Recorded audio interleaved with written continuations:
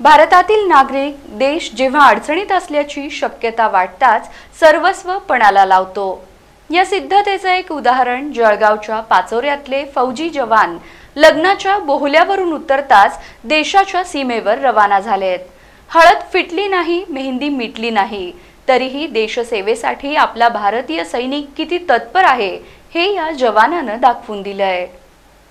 मागील आठवड्यात काश्मीर पहलगाम येथे झालेल्या पाकिस्तानी दहशतवादी हल्ल्याच्या निषेधार्थ भारत सरकारने 7 मे रोजी सिंदूर ऑपरेशन यशस्वी केले आहे। यामध्ये 9 ठिकाणी हवाई मारा करत पाकिस्तानी दहशतवाद्यांचा खात्मा केला असून भारत आणि पाकिस्तानमध्ये कोणत्याही वेळेला युद्धजन्य परिस्थिती निर्माण होऊ शकते।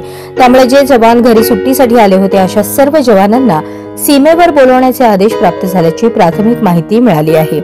यामध्ये जळगाव जिल्ह्यातील पाचोरा तालुक्यातील खेडगाव नंदीचे गावातील मनोज ज्ञानेश्वर पाटील यांचा यामिनी हिच्याशी नुकताच 5 मे रोजी विवाह संपन्न झाला होता, परंतु विवाह झाल्यावर तात्काळ त्यांना सेवेमध्ये रुजू होण्याचे आदेश आले आहेत। मनोज यांनी आपल्या अर्धांगिनीला परत येण्याचा विश्वास देऊन देशाची सेवा करण्याचा मार्ग निवडला असून देशसेवेचे धाडस दाखवून पुन्हा आपल्या नियुक्तीच्या ठिकाणी रवाना झाला आहे। या धाडसी निर्णयाचे सर्वत्र कौतुक आणि मनोज पाटील यांचे अभिनंदन करण्यात येत आहे।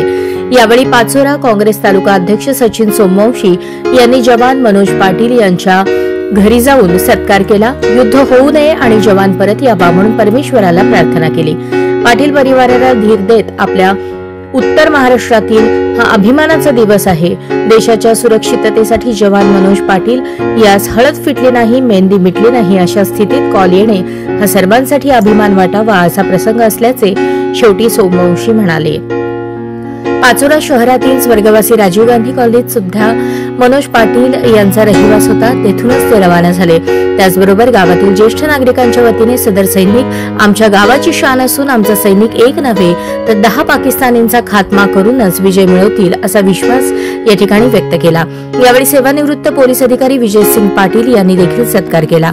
पाचोरा रेल्वे स्थानकावर जवान मनोज पाटील यांना देशाच्या सरहद्दीवर रवाना करताना आई, वडील आणि पत्नी, भावासह इतरांचे अश्रू अनावर झाले होते।